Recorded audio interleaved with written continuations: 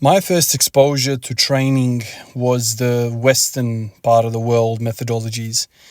So, the earliest person that I read about was Mark Ripito, and then I discovered Stronglifts 5x5, obviously Texas Method with Mark. And so, read the practical programming book, read the starting strength book. I still got them here. Sometimes I peek into them and just reminisce about my first exposure. This was, in the time where I was doing my graduate diploma in emergency nursing. So I was kind of in the whole read the textbooks kind of era. And so I was reading a lot about the material about nursing, but there was also a lot of reading around powerlifting, and how to get stronger.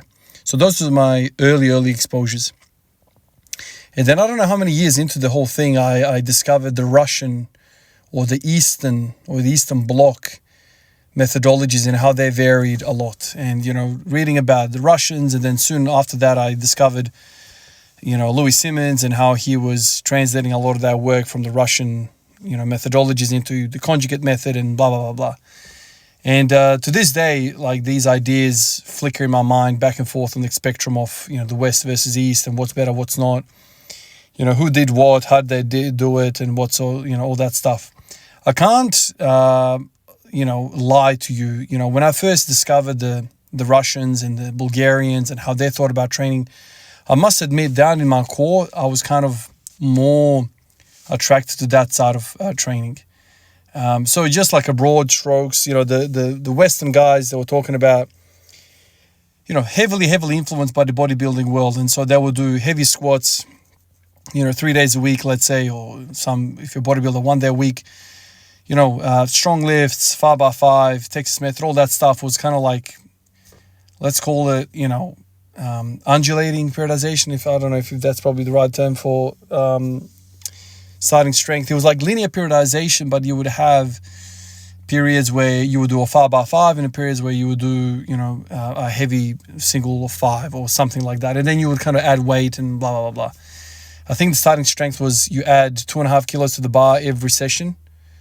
And then later on, it kind of changes into another, I forget now, but there was a whole routine. You can't do starting strength for 5 years.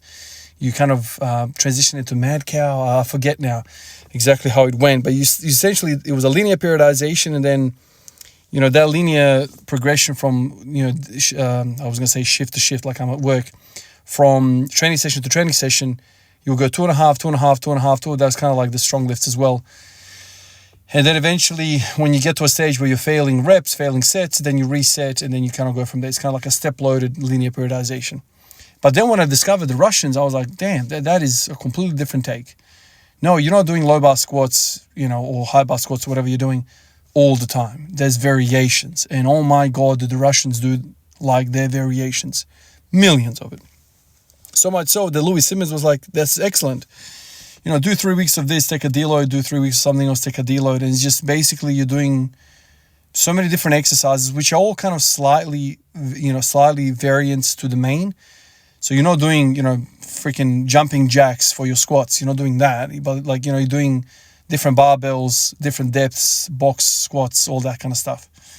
And so I was really, really intrigued by the Russians. And then, when I started learning about the Cold War and the Iron Curtain falling and how much the Russians were investing as a state into research, into this literature, and how much after that the world learned from the Russians, it kind of dawned on me that the Russians were the founding fathers of a lot of the sports science that not only powerlifting and bodybuilding and all that stuff was kind of based on, but it was all sports like track and field, athletics, all that stuff. 4 year cycles of training and all that stuff. And so, recently my boy started playing basketball, and I'm kind of talking to my best friend about him and his son and my son and what to do, blah, blah, blah. And the other day we were talking about how important it is to have variation. So, an 8-year-old kid is not going to work on his left-hand dribble all the time. It's very boring for him. And so to have high specificity at 8 years old is damn near impossible unless you're punishing the kid and you're bashing him up to make him do that. In other words, the kid's not going to want to do it unless you're in some part of the world where it's a must, or you get into trouble or whatever. Obviously, I'm not going to parent my kids that way. And so naturally, children like variation. You know, they play 2 minutes with the toy over here, 2 minutes with the basketball over here, 2 minutes with the footy ball over here. Then they play a bit of tennis, blah, blah, blah. So like kids are always running around, bouncing around. And like it seems like the smaller the kid, the more variation they have. And then as you get older, obviously like in your 20s and 30s, at least that's been my experience, you like to focus on a few things and then less and less things. And then eventually like you're just doing one thing, right? But I just wonder how much do we have to fight that in kids, right? So, okay, son, do you want to go for a bike ride? Let's go for a bike ride. So yesterday after that crazy 5x5 session, the leg day that I did, I went on a bike ride for about an hour with my son. And in my mind, I'm thinking to myself, like, you know, he started playing club basketball now, like really should be working on his left-hand dribble. Like that's his weakness.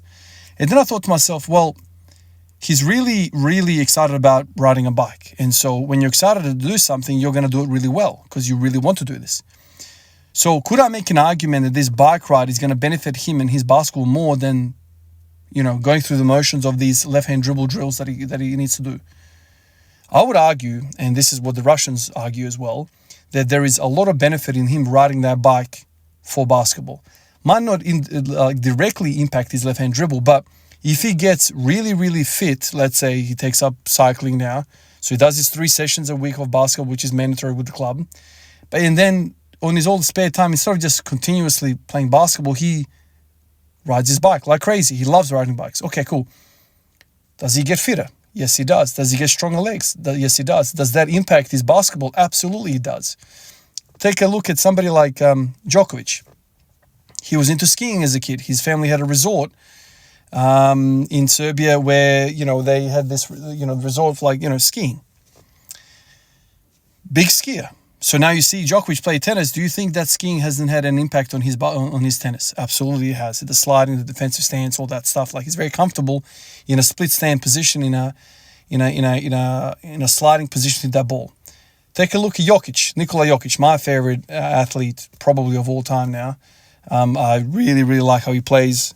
Really love, you know, how he goes about it. Obviously Jordan is Jordan, but Jokic is just an incredible basketball player. This is what I envisioned basketball to be played like, the way he plays. He was a big, you know, into water sports. He loves water polo. He plays water polo as a kid. Do you not think that's come through, like the way he shoots the ball, the way he has, you know, this overhead ability to catch rebounds and not even bend his knees or anything. He just plays above his head with the ball. Like he's very comfortable overhead.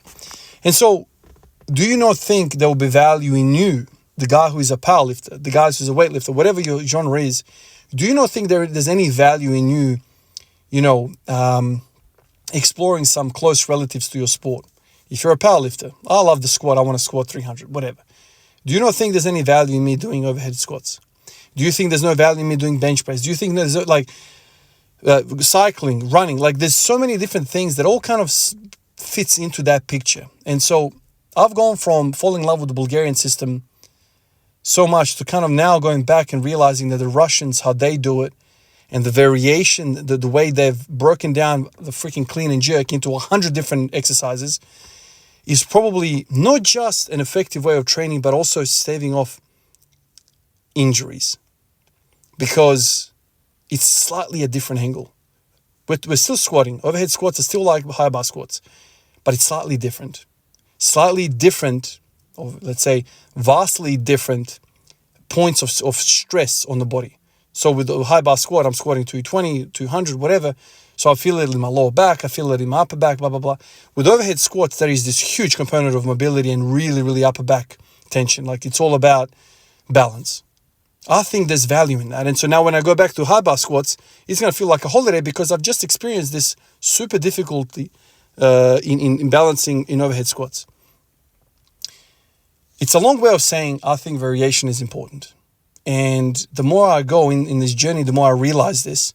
And the more I kind of superimpose these ideas onto other areas, like my son's sporting journey, I'm like, son, you want to go for a bike ride? Let's go for a bike ride every day. Let's go for a ride every day for an hour up and down in the park and just like all around the place. Let's just go. Because if you do something with love and you're really intrigued by whatever you're doing, that's the thing you should be doing. But this force feeding of specificity might not be the best way to go. I'm talking from somebody like I would love, And I have no trouble with high specificity. I love the idea of squatting a high bar every single day. But I'm now realizing, even if you're not bored of it, even if you don't have to force yourself, it might not be the best way to go about training. Variation is really intriguing. Now, when I said, go for a run as a powerlifter, that might not be specific enough. Like, still pick something that is a close cousin of that movement. So high bar squats, SSB squats, low bar squats, high bar squats, hack squats, leg press. I'm just trying to think, like, what else is there? Doctor squat. What's it called? What's that when you're holding the rack in front of you? I always forget that. I want to say pendlay squat. It's not pendlay squat. You get the picture. Just lots of variation. So maybe you could even do every single day of the week, you're doing a different variation. Obviously, the loads need to be accounted for as well. You're not maxing every single day. Something like a conjugate method maybe is something right for you. You can play around with all these variables, but don't be afraid of variation, because it might be the thing that you need for your goals. Really interesting. And now I'm kind of thinking about it for my own son. And I'm like, yeah, son, let's go for a bike ride. I reckon if you get really, really good in biking, I reckon that's going to carry over really well to basketball. You'll just have a bigger engine, stronger legs. You'll get less fatigue in your quads when you're playing their defense, late in the shot clock. I reckon there's value there. Appreciate you guys. I'll catch you in the next one. Peace out.